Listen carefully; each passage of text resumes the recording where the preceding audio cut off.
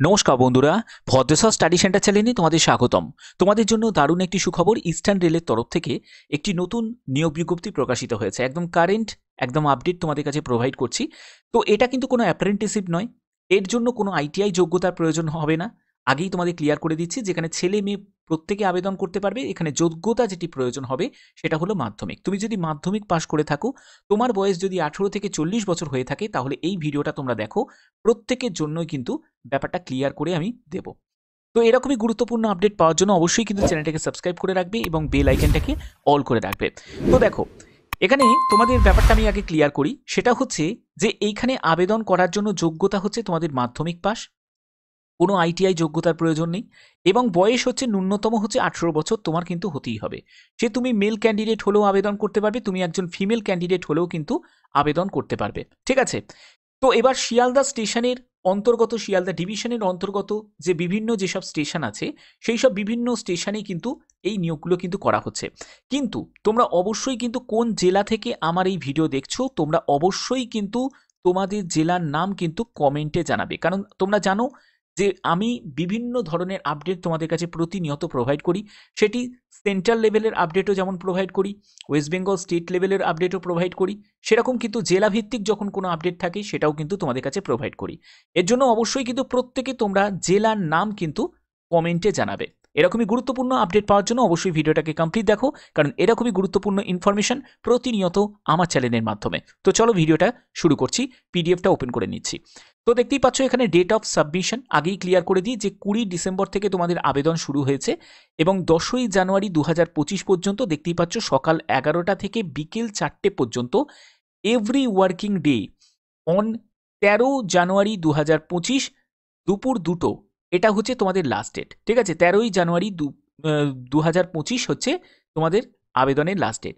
এবার এখানে date of opening application box, অর্থাৎ একটা বক্স কিন্তু রাখা থাকবে কোন ঠিকানায় সেটা আমি তোমাদের বলছি। তো দেখো, এই যে একটা বক্স রাখা থাকবে, সেই বক্সে গিয়ে কিন্তু তোমাদের জমা দিতে হবে। এখানে অ্যাপ্লিকেশন ফর্ম আছে, এই ফর্ম মানে নোটিফিকেশনের সাথে কিন্তু অ্যাপ্লিকেশন ফর্ম অ্যাটাচ করা আছে। কিভাবে ফর্মটা ফিল আপ করবে সেটাও আমি দেখাবো। তো 13ই জানুয়ারি 2025 2:30-এর সময় কিন্তু এই অ্যাপ্লিকেশন ফর্মটা কিন্তু মানে এই বক্সটা কিন্তু ওপেন করা হবে, যেখানে তোমাদের কি করা হবে, প্রথমত যে তুমি যে আবেদন করলে তার যে অ্যাপ্লিকেশন ফর্ম সেটাকে কিন্তু স্ক্রুটিনি করা হবে। ঠিক আছে? এবং যারা যারা সিলেক্টেড ক্যান্ডিডেট তাদের নামের তালিকা পরবর্তী সময় তোমরা কিন্তু নোটিশ বোর্ডে দেখতে পাবে। সেটা অফিসিয়াল, যখন তুমি অফিসে উপস্থিত হবে তখনও তুমি দেখতে পাবে, অথবা তুমি কিন্তু ওয়েবসাইটেও কিন্তু দেখতে পাবে। তো এখানে দেখো তোমাদের কোন ঠিকানায় পাঠাতে হবে, যেখানে বলা হচ্ছে যে senior divisional commercial managers office, eastern railway, Sealdah, DRM building, room number 44, Kaiser street, Kolkata 7,14,000। এই ঠিকানায় কিন্তু তোমাকে অ্যাপ্লিকেশন ফর্মটা কিন্তু জমা করতে যেতে হবে। ঠিক আছে? এবার এখানে একটি ওয়েবসাইট তোমরা দেখতে পাচ্ছ যে ইস্টার্ন রেলওয়ে, indianrailways.government.in। এই ওয়েবসাইটে কিন্তু তোমাদের ভিজিট করতে হবে এবং এখান থেকে কিন্তু তোমরা যাবতীয় তথ্য কিন্তু তোমরা পেয়ে যাবে। ঠিক আছে? এই ব্যাপারে ডিটেলস তথ্য তোমরা পেয়ে যাবে। ওকে? তো এবার দেখো, তোমাদের এই যে নিয়োগটি করা হচ্ছে সেটা শিয়ালদা ডিভিশনের অন্তর্গত স্টেশনে কিন্তু তোমাদের নিয়োগ করা হচ্ছে। তো এখানে আবেদনটা কিভাবে করবে, তার জন্য প্রথমত তোমার নাম, সম্পূর্ণ তোমার নামটাকে কিন্তু ক্যাপিটালে দেবে। ফাদার বা হাজবেন্ডের নেম এখানে কিন্তু উল্লেখ করবে। যারা বিবাহিত মহিলা, যাদের আধার কার্ডে হাজবেন্ডের নেম উল্লেখ করা আছে, তারা কিন্তু হাজবেন্ডের নেম এখানে দিতে পারো। ঠিক আছে? তারপরে হচ্ছে এজ, ডেট অফ বার্থ, তোমার ডকুমেন্টস তার জন্য কিন্তু অ্যাটাচ করতে হবে, অর্থাৎ ডেট অফ বার্থের তোমার সার্টিফিকেট, অথবা তুমি মাধ্যমিকের সার্টিফিকেট দিলেও হয়ে যাবে, যেখানে তোমাদের বার্থ ডেট মেনশন করা আছে সেরকম। তো এখানে তোমার এজটা দেবে, আগে তুমি এজটাকে এখানে লিখলে, তারপরে তুমি ব্র্যাকেটে তুমি ডেট অফ বার্থটা দিয়ে দিলে। তারপরে হচ্ছে এডুকেশন কোয়ালিফিকেশন, এখানে দেখতেই পাচ্ছ অ্যাটলিস্ট 10 পাস, মাধ্যমিক পাস কিন্তু তোমার কমপক্ষে দরকার, কোনো আইটিআই যোগ্যতার প্রয়োজন নেই। তো মাধ্যমিক যদি তুমি পাস করে থাকো তাহলেই অ্যাপ্লাই করতে পারবে, তো এখানে মাধ্যমিক বলে তুমি লিখে দেবে। ঠিক আছে? এবং তার জন্য প্রয়োজনীয় ডকুমেন্টস হিসাবে কি লাগছে, সেটা হচ্ছে মাধ্যমিকের সার্টিফিকেট লাগছে, আর হচ্ছে মাধ্যমিকের মার্কশিট লাগছে, এগুলো কিন্তু লাগবে।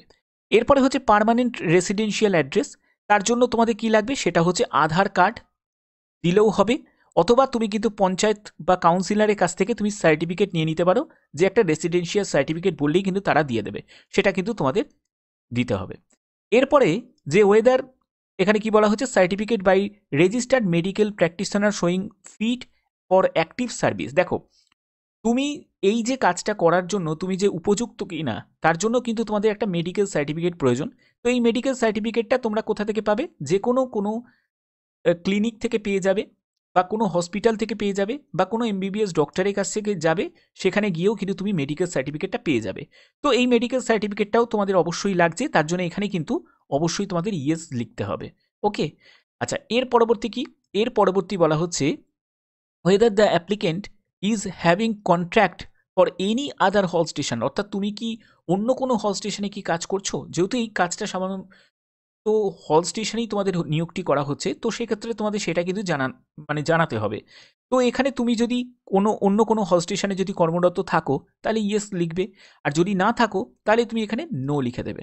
ঠিক আছে, এরপরে হচ্ছে পুলিশ ক্লিয়ারেন্স তোমাদের সার্টিফিকেট প্রয়োজন হবে, যেটা লোকাল যে তোমার পুলিশ স্টেশন আছে সেই লোকাল পুলিশ স্টেশন থেকে তোমরা এটা পেয়ে যাবে, অবশ্যই সেটা প্রয়োজন, তার জন্য এখানে ইয়েস বলে লিখতে হবে।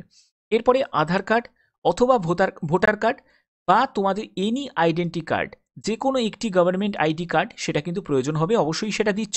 তার জন্য যদি তুমি আধার কার্ড দাও তাহলে আধার বলে এখানে লিখবে এবং তার নাম্বারটা কিন্তু এখানে লিখে দেবে। আর যদি তুমি ভোটার দাও তাহলে ভোটার বলে লিখবে এবং এখানে নাম্বারটা কিন্তু মেনশন করে দেবে। ঠিক আছে, এরপরে হচ্ছে মোবাইল নাম্বার দেবে এবং এনক্লোজার্স, মানে কতগুলো ডকুমেন্টস তুমি দিচ্ছ, 4টে দিচ্ছ না 5টা দিচ্ছ না 6টা দিচ্ছ, সেটা কিন্তু সংখ্যায় মেনশন করবে। ওকে, এবং তোমার সব থেকে বেটার হয় যে 1 2 3 করেও কিন্তু লিখে দিতে পারো, অসুবিধা কিছু নেই। আচ্ছা, এরপরে দেখো এখানে তোমাকে সই করতে হবে এবং ডেটটা দেবে এবং প্লেসটা দেবে, এবং এখানে কিন্তু তোমার নামটাকে পুরো ক্যাপিটালে লিখবে, সন অফ বা ডটার অফ বা ওয়াইফ অফ সেটা কিন্তু এখানে মেনশন করবে, এবং এখানে তোমার বাবার নাম কিন্তু লিখে দেবে। ঠিক আছে, এরপরে হচ্ছে তোমাকে এখানে সই করতে হবে, আবার তোমাকে এখানে ডেট দেবে, এখানে প্লেসটা দেবে। এগুলো কিন্তু সবই কিন্তু প্রয়োজন, এবং দেখতেই পাচ্ছ অল সাপোর্টিং যেসব ডকুমেন্টস আছে যেগুলো তুমি এনক্লোজ করছো সেগুলোর সঙ্গে কিন্তু সেলফ অ্যাটেস্টেড কিন্তু ম্যান্ডেটারি। সেলফ অ্যাটেস্টেড ছাড়া কিন্তু কোনো রকম কোনো ডকুমেন্টস কিন্তু অ্যাকসেপ্ট কিন্তু করবে না, তোমাদের পুরো ফর্মটা তাহলে রিজেক্ট হয়ে যাবে। ওকে, দেখো যে তোমাদের এখানে বয়স কি প্রয়োজন। বয়স হচ্ছে ন্যূনতম বয়স দেখতেই পাচ্ছ, নট বি বিলো 18 ইয়ার্স, অর্থাৎ 18 বছরের কম বয়স হলে কিন্তু হবে না, 18 বছর কমসে কম বয়স কিন্তু হতেই হবে। ম্যাক্সিমাম বয়স এখানে মেনশন করা নেই, তবে 18 থেকে 40 বছরের মধ্যে যে কোনো এজের প্রার্থীরাই কিন্তু আবেদন করতে পারে। এখানে তার জন্য প্রয়োজনীয় এজ প্রুফ ডকুমেন্টস তোমাদের লাগছে, যেখানে বার্থ সার্টিফিকেট অথবা তুমি মাধ্যমিকের অ্যাডমিট কার্ড বা যে কোনো ফটো আইডেন্টি কার্ড যেখানে তোমাদের ডেট অফ বার্থ মেনশন করা আছে সেটা হলেও কিন্তু হয়ে যাবে। এবার শিক্ষাগত যোগ্যতা দেখে নাও, অ্যাট লিস্ট 10 স্ট্যান্ডার্ড, অর্থাৎ মাধ্যমিক পাস যোগ্যতা তোমার প্রয়োজন। এখানে কিন্তু কোনো রকম আইটিআই যোগ্যতার কিন্তু কোনো প্রয়োজন এখানে নেই, শুধু মাধ্যমিক পাস হলেই কিন্তু অ্যাপ্লাই করা যাবে। এবং যেটা বলা হচ্ছে যে have working knowledge in simple English, অর্থাৎ ইংলিশে সাধারণ জ্ঞান থাকাটা খুব দরকার, যাতে তুমি স্টেশনের নামটা পড়তে পারো বা টিকিটের ভ্যালুটা পড়তে পারো। এটার জন্য এর জন্য কপি অফ এডুকেশন কোয়ালিফিকেশনের সার্টিফিকেট, যেসব তোমাদের মার্কশিট, এগুলো কিন্তু তোমাদের প্রয়োজন হবে এবং এগুলো তোমাকে সাবমিট করতে হবে। এরপরে হচ্ছে মেডিকেল, কোনো রেজিস্টার্ড কোনো ডক্টরের কাছ থেকে অবশ্যই তোমাদের মেডিকেল সার্টিফিকেট প্রয়োজন, যেটা তোমাদের ফর্ম ফিল আপের সময় আমি ক্লিয়ার করে দিয়েছি। এখানে বলা হচ্ছে any application received without any one or more of above required documents rejected. দেখো, আবেদন করতে গেলে যে ডকুমেন্টসগুলো তোমাদের বলা হয়েছে সেই ডকুমেন্টসগুলো কিন্তু প্রয়োজন, আদারওয়াইজ কিন্তু সম্পূর্ণ কিন্তু আবেদনকে ক্যান্সেল করে দেওয়া হবে। এই জায়গাটা কিন্তু অবশ্যই তোমাদের মাথায় রাখতে হবে।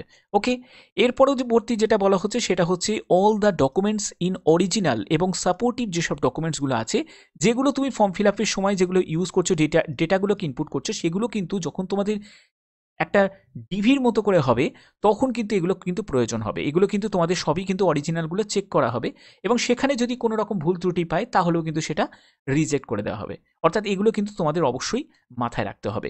এবার হচ্ছে যে তোমাদের কোথায় এই নিয়োগটি করা হচ্ছে, দেখতেই পাচ্ছ যে শিয়ালদা ডিভিশনের অন্তর্গত যে স্টেশনে, সেটা হচ্ছে বাতনা কৃতিবাস, এই হল স্টেশনে কিন্তু এই নিয়োগটি করা হচ্ছে, যেটা হচ্ছে তোমাদের ওয়েস্ট বেঙ্গল নদিয়া ডিস্ট্রিক্টের মধ্যে, যেখানে নদিয়া ডিস্ট্রিক্টের যে ক্যান্ডিডেট তারাই কিন্তু এখানে অ্যাপ্লাই করতে পারবে। অবশ্যই আমি তোমাদের বলেছি যে তোমরা তোমাদের জেলার নাম কিন্তু অবশ্যই কিন্তু কমেন্টে জানাবে, কারণ এটা কিন্তু খুব গুরুত্বপূর্ণ। কেন কি? কারণ তোমাদের জেলা ভিত্তিক কোনো যখনই আপডেট আসবে সেটা কিন্তু তোমাদের অবশ্যই আমি ভিডিও করে জানিয়ে দেবো। এর জন্য অবশ্যই কিন্তু তোমাদের জেলার নাম কমেন্টে প্রত্যেকে কিন্তু জানাবে, ঠিক আছে, এরকমই গুরুত্বপূর্ণ আপডেট পাওয়ার জন্য। তো এখানে দেখো তোমাদের 5 ইয়ার্সের একটা কন্ট্রাক্ট থাকবে, যেখানে তোমাদের যেটা বলা হচ্ছে যে যে 13ই জানুয়ারি 2025-এর মধ্যে তোমাদের সম্পূর্ণ অ্যাপ্লিকেশন ফর্ম তোমাদের পাঠাতে হবে এই ঠিকানা অলরেডি আমি তোমাদের বলে দিয়েছি, ভিডিওর শুরুতেই বলে দিয়েছি। তো এবার তোমাদের অবশ্যই কিন্তু সেই জেলার বাসিন্দা হতে হবে এবং তার জন্য তোমাদের আধার কার্ড বা ভোটার কার্ড কিন্তু তোমাদের অবশ্যই কিন্তু প্রয়োজন। এবার এখানে তোমরা বেতন কত টাকা পাবে, দেখো এখানে বেতন কিন্তু সেরকম নেই, এখানে যেটা থাকবে সেটা হচ্ছে কমিশন ভিত্তিতে। এখানে যে তোমার যেটা থাকবে সেটা হচ্ছে কমিশন ভিত্তিতে, অর্থাৎ যে পরিমাণে তুমি টিকিট সেল করবে তার উপর তুমি 15%, কোনো জায়গায় তুমি 12%, কোনো জায়গায় 9%, 6%, 3%, এরকম হারে কিন্তু তুমি কমিশন কিন্তু পাবে। তবে কমিশন পেলেও কিন্তু সেটা কিন্তু কম কিন্তু নয়, কারণ তুমি যদি বিজি কোনো স্টেশনে যদি তোমাকে কাজে নিযুক্ত করা হয় তাহলে কমিশন লেভেল কিন্তু যথেষ্ট ভালো থাকবে। আচ্ছা, এখানে যে কন্ট্রাক্ট পিরিয়ডটা এটা কিন্তু তোমাদের 5 ইয়ার্সের থাকবে। 5 ইয়ার্সের থাকবে, এটা কিন্তু পরবর্তী সময় আরও এক্সটেন্ড করা হবে, অর্থাৎ তোমাদের আরও 5 বছর আরও কিন্তু এক্সটেন্ড করা হতে পারে। সেটা সম্পূর্ণ ডিপেন্ড করছে তোমাদের পারফরমেন্সের উপর ডিপেন্ড করছে। তুমি যদি ভালো করে যদি ঠিকঠাকভাবে কাজ যদি করো তাহলে অবশ্যই কিন্তু সেটা এক্সটেন্ড কিন্তু তোমাদের করবে এবং এটা করেও। আচ্ছা, এখানে দেখো তোমাদের সেটা কিন্তু মেনশনও করা আছে যে কন্ট্রাক্ট স্যালারি 5 ইয়ার্স থাকবে, তারপরে কিন্তু এক্সটেন্ড করে অ্যানাদার 5 ইয়ার্স কিন্তু আরও তোমাদের এক্সটেন্ড করা হবে, অর্থাৎ ভালোই কিন্তু তোমাদের কন্ট্রাক্ট পিরিয়ডটা কিন্তু থাকছে। এবং এই যে ঠিকানাটা তোমরা দেখতে পাচ্ছ অ্যাপ্লিকেশন ফর্ম তোমাদের কোথায় পাঠাতে হবে, এই অ্যাপ্লিকেশন ফর্মটা পাঠানোর জন্য এই ঠিকানায় তোমাদের পাঠিয়ে দিতে হবে। এবং অবশ্যই কিন্তু application for the hall contractor তোমাদের এখানে দেখতে পাচ্ছ বেতনা কৃতিবাস, এই হল স্টেশনের নাম কিন্তু অবশ্যই তোমাদের খামের ওপরে উল্লেখ করতে হবে। এবং পাঠানোর জন্য যে ঠিকানাটা তোমরা দেখে নিয়েছো, এবং 13ই জানুয়ারি 2025 দুপুর 2টোর মধ্যে কিন্তু পাঠাতে হবে। এবং যদি কোনো কারণে ডিলে হয় বা কোনো কারণে যদি কোনো আবেদনপত্র জমা দিতে যদি দেরি করো তার জন্য কিন্তু কোনো রকমভাবে দায়ী থাকবে না, ঠিক আছে? তো এই জায়গাগুলো কিন্তু ক্লিয়ার করা আছে। তো যারা যারা আবেদন করতে ইচ্ছুক তারা অবশ্যই কিন্তু আবেদন করতে পারো, এটা কিন্তু অনেকের জন্যই একটা বড় অপরচুনিটি আছে যারা ওভার এজেড ক্যান্ডিডেট বিশেষ করে। তো এরকমই গুরুত্বপূর্ণ আপডেট পাওয়ার জন্য অবশ্যই চ্যানেলটাকে সাবস্ক্রাইব করে রাখবে, আর অবশ্যই কিন্তু তোমরা প্রত্যেকে তোমাদের জেলার নাম কিন্তু কমেন্টে জানাবে। তোমাদের জেলার নাম জানালেই কিন্তু এরকমই যখনই কোনো আপডেট আসবে সেটা সবার আগে তোমাদের কাছে পৌঁছে দেবো। এরকমই গুরুত্বপূর্ণ আপডেট পাওয়ার জন্য ধন্যবাদ। এখন মতো এটুকুই, টাটা।